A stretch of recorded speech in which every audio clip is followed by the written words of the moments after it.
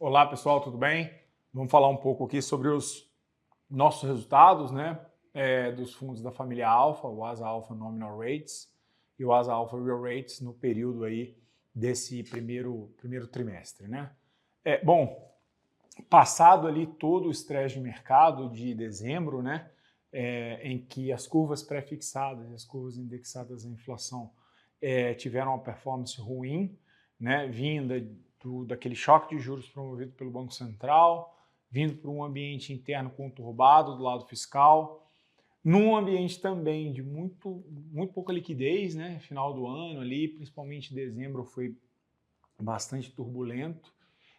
A gente teve uma tempestade perfeita, né? Que deteriorou bastante a performance desses ativos.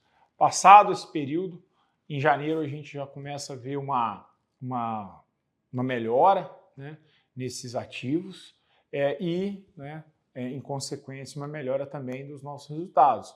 Resultados esses que compensaram, mais do que compensaram, as perdas que nós tivemos em dezembro, né?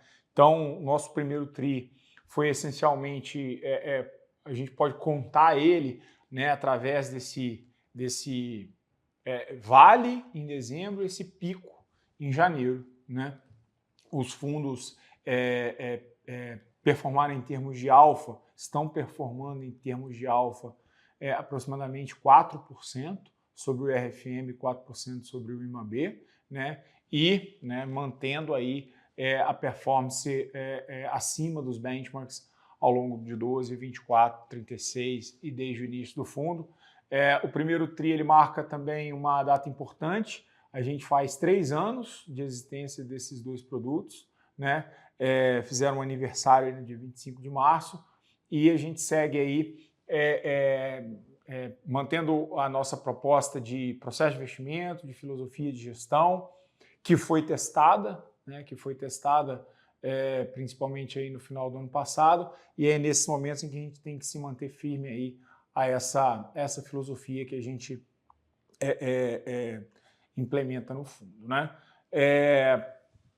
Vamos falar um pouco de macro, né? Que eu acho que a gente parte boa parte, né, dessas mudanças abruptas nas curvas de juros no Brasil vem dessa discussão, né?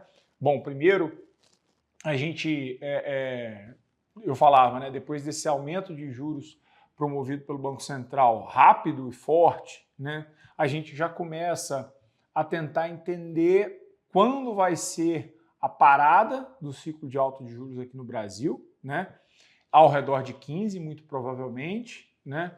Então a gente tem até no meio do ano aí provavelmente no máximo 100 pontos de Selic a serem implementados aí pelo Banco Central. E aí a discussão que mais vale a pena é quando é que a gente vai ter condições para o corte de juros, né? Essa é a discussão que vale aí 1 milhão na mesa. Quando a gente fala de se é possível ou não começar o corte de juros, a gente tem que olhar para o cenário de atividade, que o próprio Banco Central diz que está olhando com lupa, né? A gente vê algum sinal de contração ou de amenização do ritmo de crescimento, talvez seja essa a expressão mais correta, né? De dezembro para cá, a gente também viu uma queda importante na valorização do dólar, né? na apreciação do dólar em relação ao real. Chegamos ali no pior momento a 6,30. Hoje a gente volta ali para em torno de 5,70, né? Então, quando a gente olha... E aí, num cenário fiscal neutro, né, se a gente pode dizer assim, né, com as metas de superávit, pelo menos para esse ano, e talvez no ano que vem sendo cumpridas, o principal olhar vai estar sobre os dados de atividade e de inflação também, né? De inflação a gente está vendo alguma queda aí na inflação de alimentos, que prejudicou muito a inflação no ano passado, né? E, é claro, a gente precisa ver que esse ciclo de aumento de juros ele começa a bater, de fato, na economia, né? Então, esses 3 fatores: volta a valorização do real, uma amenização do ritmo de crescimento da atividade e uma queda na inflação corrente proveniente da saída desses choques, a gente pode ter uma janela de oportunidade ali no meio do ano para o Banco Central começar a sinalizar a queda, a parada, perdão, e aí a discussão vai estar se a gente vai ter em algum momento desse ano uma janela para poder cortar os juros. Se isso acontecer, muito provavelmente no final do ano. Eu ainda não falei, mas o mais importante fica para o final, é claro. A gente está diante aí de muita volatilidade recente nos mercados, com a guerra comercial imposta pelos Estados Unidos, imposta pelo Trump, na verdade, né? A gente não sabe muito bem como vai se dar essa escalada, né, de outros países implementarem a reciprocidade da reciprocidade, né? Mas o fato é que está se desenhando um momento de um pouco mais de inflação com recessão, e aí falando especificamente dos Estados Unidos, quando a gente olha para o mundo, também menos crescimento global, né? Esse menor crescimento global, obviamente que vai bater em alguma magnitude aqui no Brasil, né? Isso também é um fator. Se o output dessa história for de menor crescimento, isso também pode ser mais um fator para ajudar o Banco Central a antecipar esse corte de juros, né? Mas ainda é muito cedo para a gente discutir magnitude desse ciclo de corte, né? Ainda estamos num ciclo de alta, mas para o investidor, eu acho que eu tenho falado isso bastante para alguns clientes, que a regra de bolso, né?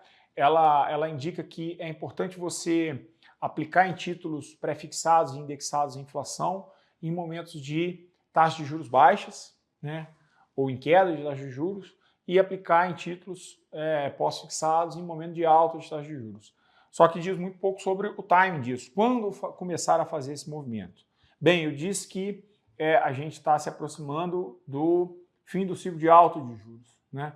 E é importante para o investidor, né, que tem uma parcela maior em pós-fixado, já fazer esse aumento de duration, né? Ou seja, já começar a alocar em títulos pré-fixados, em títulos indexados à inflação, porque justamente nesse momento em que, acertando-se o cenário, é claro, né, a gente tendo essa clareza de que o fim do ciclo de alta vai estar ali perto de 15%, o momento de aumento de duration tende a ser mais oportuno nesse momento. Agora que a Selic chega no seu ápice, é importante ter produtos que têm maior duration, e aí, novamente, as Alpha Nominal Rates e o Asa Alpha Real Rates, eles buscam entregar, né, essa rentabilidade acima do CDI nesses momentos em que a gente